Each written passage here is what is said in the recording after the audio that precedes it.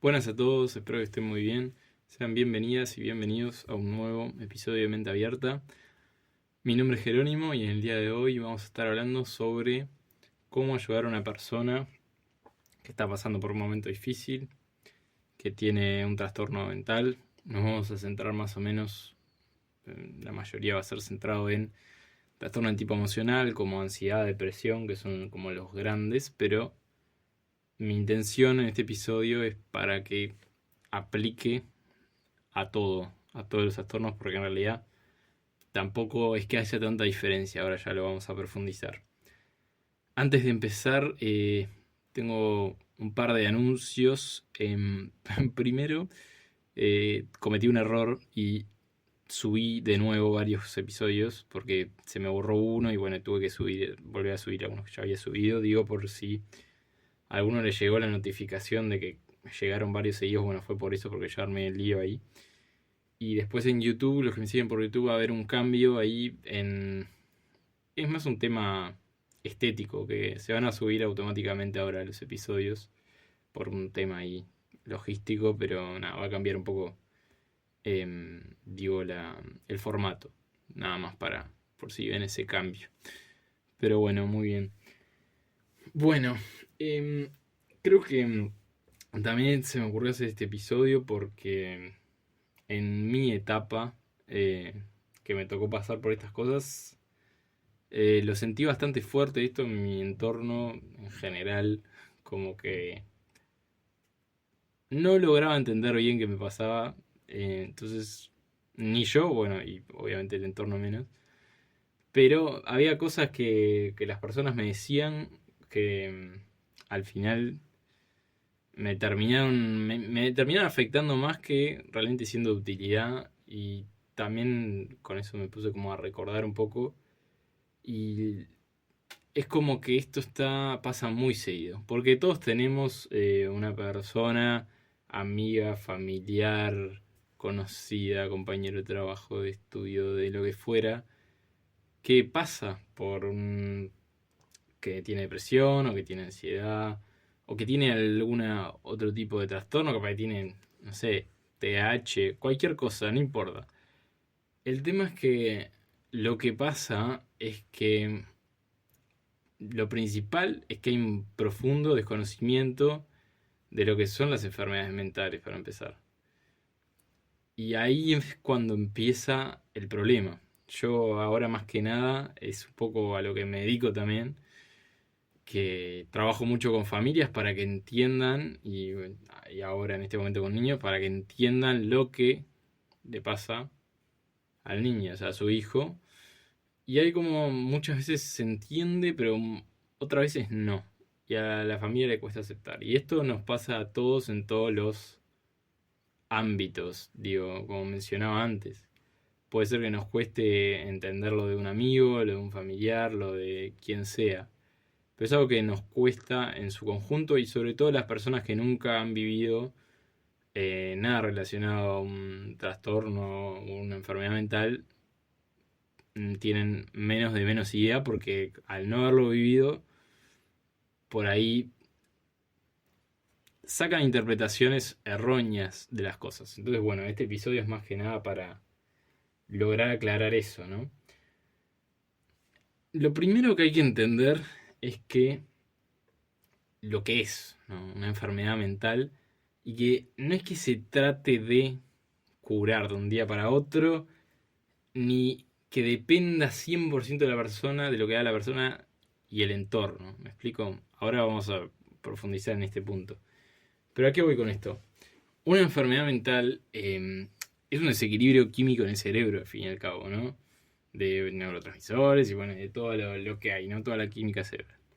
Entonces, cuando empezamos a entender eso, ya está fuera de cuestionamiento el tema de que es una cuestión de voluntad, ¿no? Porque si uno va al médico porque le duele, no sé, el pie y le dice que, no sé, que tiene una fisura en el tobillo, se quebró el tobillo, ningún familiar cuando vaya y diga, mira, fui al médico y me dijo esto, ningún familiar va a ir a decir, bueno, ponete a caminar que no pasa nada. Entonces, con el tema de la medicina me parece un paralelismo interesante, porque al fin y al cabo esto es parte de la medicina. Solo que a los médicos por ahí no le cuestionamos nada, porque por ahí te hacen una placa y sale clarito, y por ahí a todo el resto de las personas, de psiquiatras, psicólogos, todo lo de la salud mental, se tiende a cuestionar más lo que hacen. Y yo creo que esto es porque obviamente los trastornos mentales no son tan visibles como que el médico te saca una placa. Pero sí, y bueno, ya lo he mencionado anteriormente en otros episodios, sí hay técnicas especiales para diagnosticar trastornos mentales. No es que el psiquiatra o el psicólogo, quien se le cante, agarra y empieza a inventar o a agarrar de cualquier lado las cosas y diagnosticar cosas que no son. Entonces, eso por un lado, por supuesto que hay equivocaciones como en todos lados, pero siempre debe tener la positiva, digamos, el especialista, el profesional, no la persona que opina de afuera. Si bien obviamente y todos nos pasa que a una persona la conocemos hace 100.000 años y sabemos todo de su vida y sabemos todo y somos re amigos o de familia y todo, y creemos saber más que lo demás, la realidad es que no sabemos porque no estamos formados en eso. Bueno, yo sí, pero digo, la mayoría de las personas no están formadas en eso, por lo tanto no lo pueden saber tanto como una persona que se dedica todos los días a ver ese tipo de casos. También tampoco estoy diciendo de aplaudir todo lo que diga el psiquiatra o el psicólogo, pero espero que se entienda eso, ¿no? Entonces, lo primero que cuando uno entiende lo que es una enfermedad mental, sabe que primero se tiene que informar, y esto, si la persona conocida que está sufriendo esto tiene un profesional y se puede acudir a hablar con el profesional puede explicarte bien claro qué es. Y si no, buscas en una fuente confiable en internet qué es la depresión, qué es la ansiedad, qué es lo que sea. Y ahí uno se informa y entiende qué es. Y a partir de ahí empieza a entender un poquito de qué va la cosa, ¿no? Y esto que decía al principio, que no depende 100% de lo que haga una persona o el entorno. ¿Qué quiere decir esto? Que si yo tengo una persona amiga que sufre de ansiedad, por ejemplo, y yo le digo que se calme, por ejemplo, no, primero que es algo que no va a funcionar, porque ya lo habrá intentado unas 200.000 veces y no funcionó, pero sino que también le estoy generando algo, daño, quiera o no, a esa persona, ¿no? Entonces a lo que voy es que uno le puede decir a la otra persona, hace esto, hace lo otro, hace no sé qué, porque piensa que es lo mejor para la otra persona, pero muchas veces le está generando un daño porque la persona se le está remarcando lo que debería de hacer y no puede, ¿no? Y digo que tampoco, si lo hiciera, imaginemos que a la persona, otro caso, de que tiene depresión, le decimos que, no sé, no seas vago, salí a correr, por ejemplo. Que sabemos que es algo que está probado, pero requiere bastante esfuerzo para una persona con depresión salir a correr, ¿no? Y no lo hace.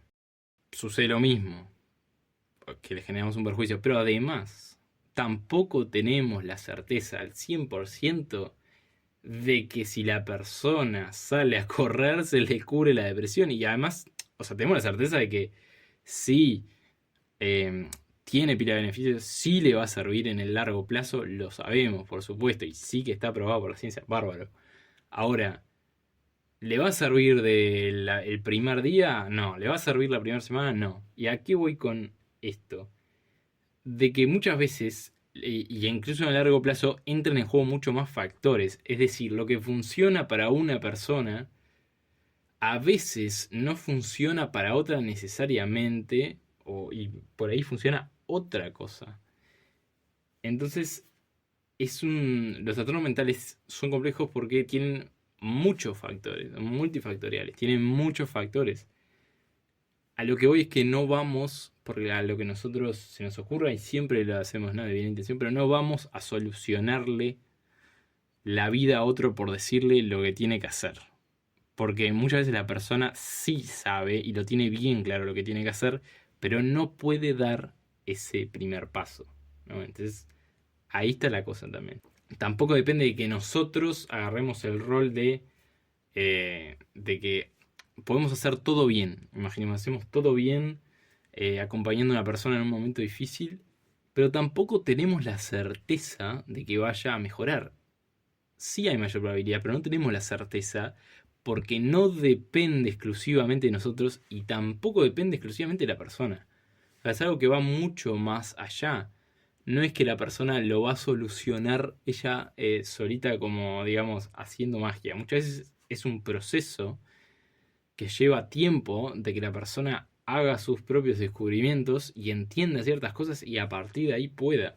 Entonces, también hay que tener paciencia en ese sentido y tampoco creerse que somos los salvadores de que vamos a venir a solucionar cosas, porque esto no se trata de arreglar las cosas como si esto fuera un mecánico que vamos y ya te arreglamos acá la rueda, ya está mejor la depresión y vamos por acá. No, no se trata de eso tampoco, ¿verdad? Bueno, ese como primer punto que quería mencionar. Y la parte de la incomprensión, ¿no? Que, como decía antes, no es, y la mayoría de personas no saben qué es la depresión, no saben qué es la ansiedad, bien, o sea, en un trastorno mental no saben qué es un trastorno depresivo y no saben qué es un trastorno de ansiedad. Que bueno, yo acá en el podcast explico lo que puedo desde la psicología y bueno, el trastorno de ansiedad ya lo he explicado bastante, depresión todavía tengo que subir el episodio correspondiente, ¿no? Pero nunca se llega a entender del todo porque se tienden a hacer similitudes como que estar, cuando uno dice depresión, dice, ah, estás triste. Pero la depresión, por ejemplo, no es solo estar triste.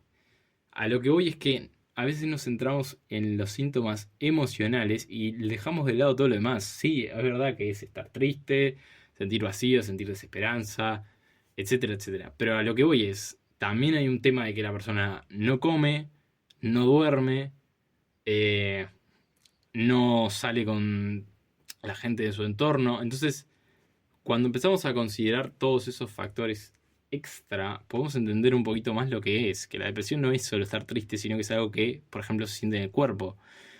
Y lo mismo va con la ansiedad. O sea, cuando una persona, digamos, está muy ansiosa en una situación y le viene un ataque de pánico o algo, no es que la persona hace todo, digamos, a voluntad. O sea, no es que la persona está nerviosa solamente, sino que hay un conjunto, hay una liberación de cortisol y de 200.000 cosas más que le hacen que el cuerpo tenga una reacción fisiológica a eso. Y bueno, y cuando uno empieza a entender eso, entiende como un poco más el panorama completo, de no reducir las cosas a una sola causa ni a un solo síntoma, sino de verlo como algo muchísimo más complejo, ¿verdad? Entonces, lo que uno puede hacer cuando acompaña a una persona, si no entiende lo que está sintiendo, preguntarle. Porque al final es eso. Preguntarle cuidadosamente, humildemente, qué es lo que está sintiendo. Ayúdame a entender por qué te sentís así. Yo te quiero ayudar si es que yo puedo ayudarte. Porque capaz que no puedo ayudarte. O capaz que solo necesitas que yo te escuche y no necesitas que me calle la boca. Entonces yo me callo la boca y te escucho. Pero hay que preguntar, bueno, ¿cómo te sentís? ¿Cómo te puedo ayudar? ¿Qué cosas puedo hacer? ¿Puedo hacer algo? ¿Es necesario que haga algo? Bueno, todas esas preguntas son las que nutren y le van a aportar a la persona que está pasando ese momento específico. Entonces, entender también esto de que no vamos a surgir con la solución mágica de nada de lo que hagamos. O sea, no existe la solución mágica para estas cosas de que le decimos a la persona que haga tal cosa o que la persona nos dice tal cosa y se soluciona todo. No, no existe eso, ¿no? Lo importante es entender que la escucha ya marca una diferencia. Entonces es importante esto, porque con solo, como decía recién, escuchar desde ese lugar lo que la persona está sintiendo y permitirle que se exprese sin intentar cambiar nada. Simplemente, bueno, ayúdame a entender qué te pasa, contame y bueno, y si te puedo ayudar de alguna manera, decímelo. Pero no tomarlo como, como esto de que tenemos que venir a cambiar algo o hacer algo, porque generalmente el error empieza ahí. Cuando nosotros intentamos hacer sin que la otra persona pida, porque la otra persona no pidió tu opinión quizás, y no pidió nada, solo, por eso, repito, uno tiene que preguntar qué es lo que precisa la persona. Y eso es un poco, que incluso, un poco lo hacemos los psicólogos, porque si bien los psicólogos ya sabemos, por ejemplo, toda la lista de síntomas de la depresión, de la ansiedad, de, no sé, estrés postraumático, todo lo que se te ocurra, ya sabemos toda la lista de síntomas que hay.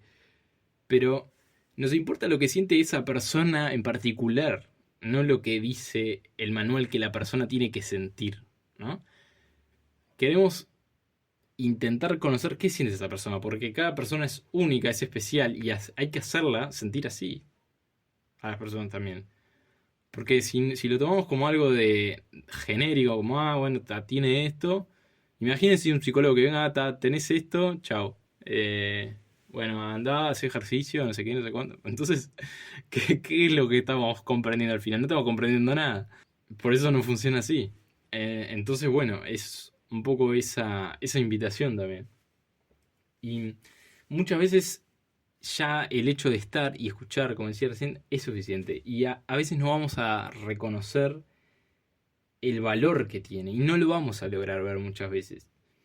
Esto es un tema que yo personalmente lo he trabajado en terapia porque siempre me costaba mucho, como que me parecía que lo que hacía no tenía valor cuando estaba ayudando a otra persona y después, bueno, cuando la experiencia te da de que no depende lo que vos hagas o si hiciste bien o mal las cosas, sino simplemente todo se reduce al estar y acompañar como de esta manera que mencionaba, ¿no? Escuchando, preguntando, estando y consultando qué tipo de ayuda se puede brindar y obviamente desde mi rol, ¿no? Brindando las herramientas necesarias y saber que doy todo lo que puedo, ¿no? Pero es interesante porque nunca vamos a saber el valor o si estamos haciendo las cosas 100% bien porque nunca vamos a tener la certeza.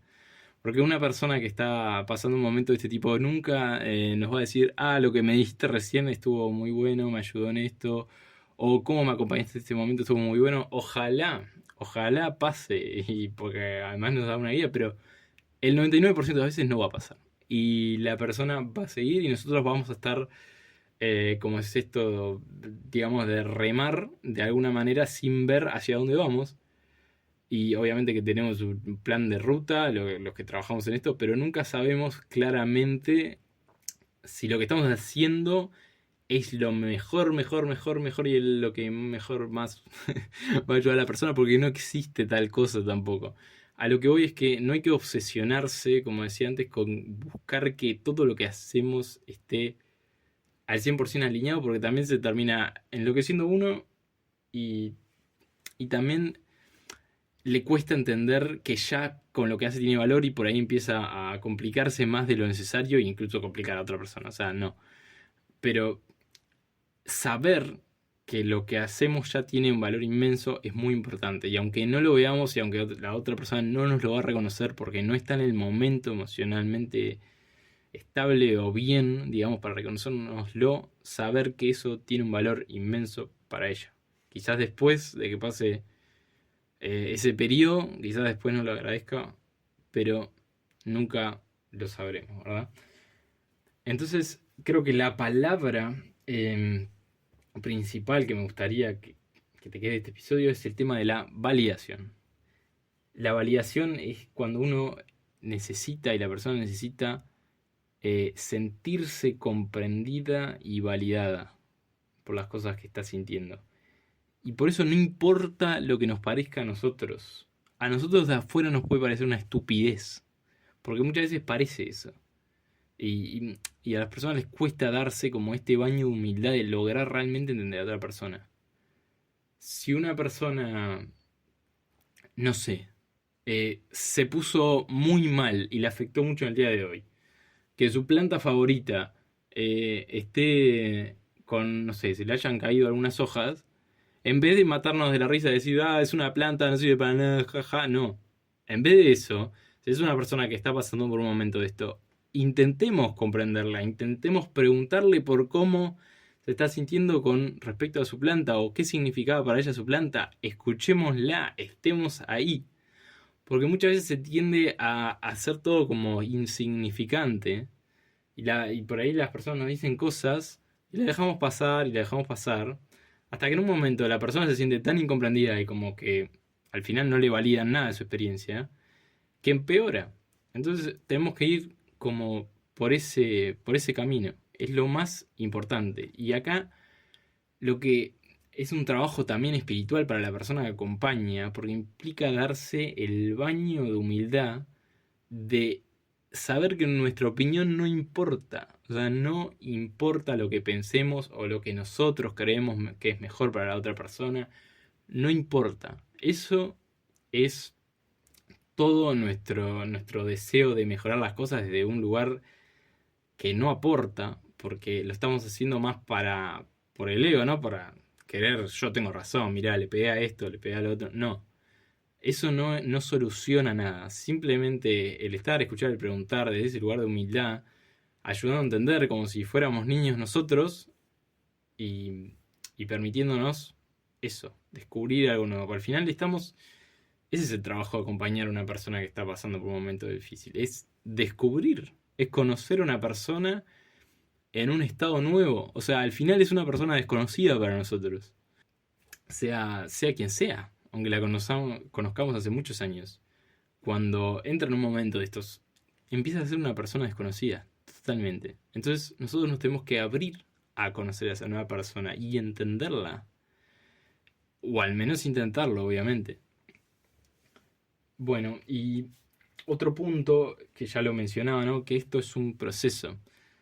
Y la salud mental siempre tiene altos y bajos y cuando hay un trastorno psicológico más. O sea, esto significa que por ahí vamos a pensar que la persona viene bárbaro y por ahí tiene un tropiezo y cae de nuevo y por ahí se mejora. Bueno, es todo ese ciclo repetitivo que se va dando, que desde nuestro lugar es simplemente reconocerlos para no inquietarnos nosotros y pensar que nosotros hicimos algo mal o que todo va a estar mal. O sea, no llevarlo a los extremos. Entenderlo también, yo, bueno, en este podcast hablo bastante, ¿no?, de espiritualidad, de que, como siempre, esto es una ley universal, ¿no? Que es el tema del avance y del retroceso. En todos los procesos de la vida hay un avance y un retroceso. Y en estos casos se ve mucho más claramente de que no es que una persona solo mejora. En algún momento puntual siempre va a tener un retroceso. Como en el resto de nuestra vida, ¿no? Vamos a tener millones de esos avances y retrocesos. Y luego está esto de que también, para complementarlo lo de antes, lo de que la persona que está sufriendo no nos va a tratar de la mejor manera. Y esto va como unido a esto de no ver o no, que no vamos a ver el valor de lo que estamos haciendo. Por ahí nos vamos a sentir como que no somos bienvenidos por esa persona. Pero bueno, y si la persona lo dice explícitamente, y está, bueno, quizás no somos bienvenidos en ese momento. Pero a lo que voy es que una persona que no nos haga una fiesta cada vez que nos vea o que no sé. Eso no significa que la persona no nos quiera o que esté en contra de nosotros o nada de eso, sino que simplemente está pasando un momento que le nubla un poco el foco exterior y le nubla también de apreciar lo que lo rodea.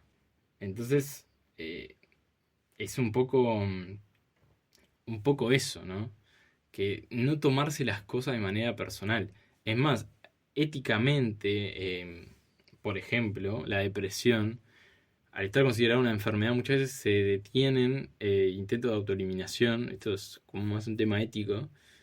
Pero, y está este tema de por qué, si una persona se quiere eliminar, por qué se lo impedimos. Y bueno, eso es porque porque la persona no está en sus facultades óptimas porque la depresión es un trastorno que nubla esa percepción de la realidad.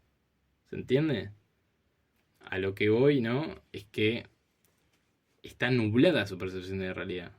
Por eso es que no logra ver las cosas que los demás quizás vemos, ¿no? Y luego esto de que que la persona logre sentir esto que tiene un lugar de contención y no de juicio. Y que no se las va a juzgar por las cosas que hace, ¿no? Esto es como básico. Y bueno, volviendo al tema de la depresión, a muchas personas le dicen, no, pero como esto que decía recién, ¿cómo no ves todo lo que te rodea, todo lo bueno que tenés? Y eso en realidad es más un juicio de nuestra parte hacia la persona de no estás viendo esto, como señalándole negativamente. Y al final a eso de la persona es como que también se le van clavando puñales porque dice, yo no lo veo y estoy mal porque no logro ver esas cosas y encima viene otra persona y me dice, ¿cómo no lo ves? De manera así, ¿no? Entonces, bueno, de nuevo, ¿no? Para tener en cuenta.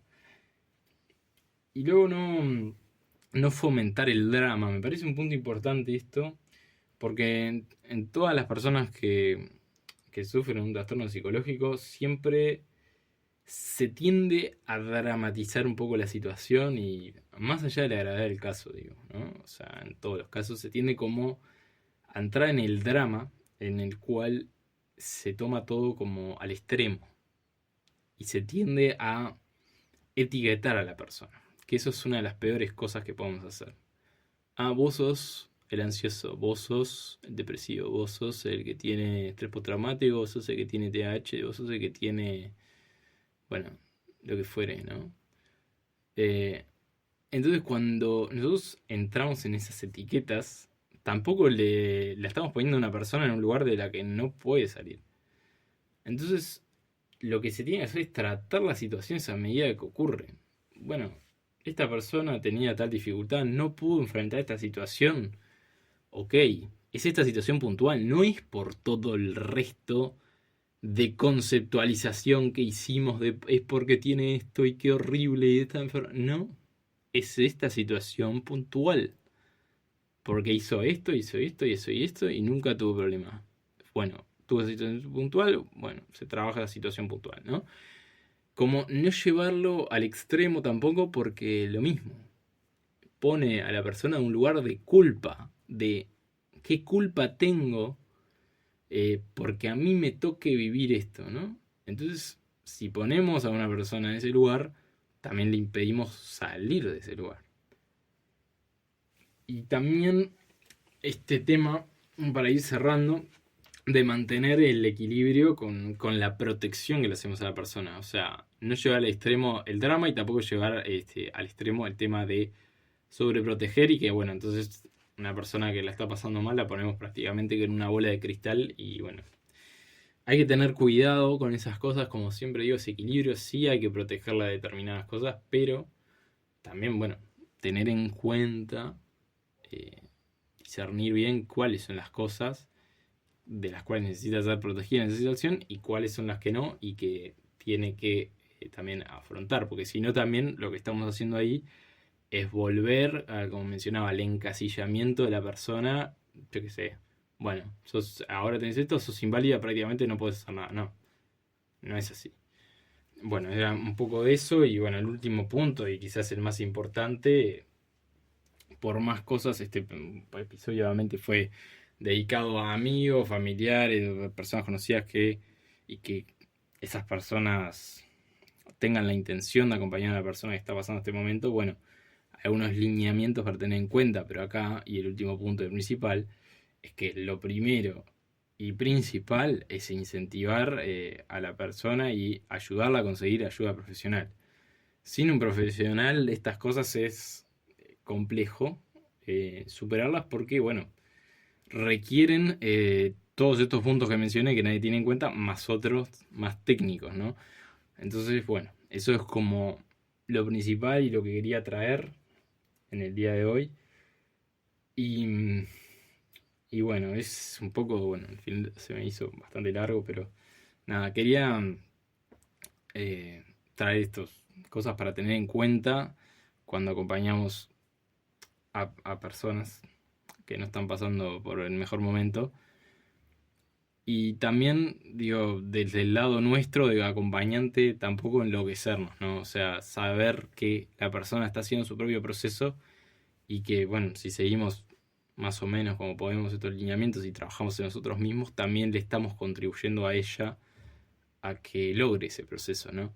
Pero saber que siempre el proceso está en manos de la persona. Que esto no significa que la persona tenga el poder de resolver todo en cada instante, sino que tampoco obsesionarnos con esto de mejorar a la otra persona, porque muchas veces no surge nuestro, sino que es un proceso que ocurre dentro de ella, ¿verdad?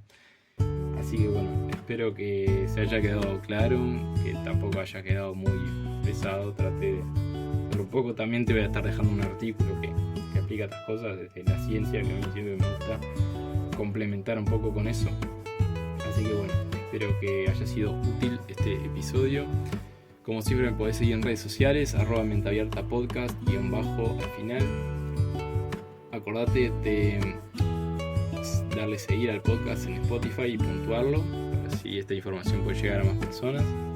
Y bueno, y en YouTube acordate para estar al tanto también, suscribirte, darle like, comentar todo lo que quieras. Así que bueno, te mando un abrazo muy grande y nos estamos viendo en el próximo episodio. Chau, chau.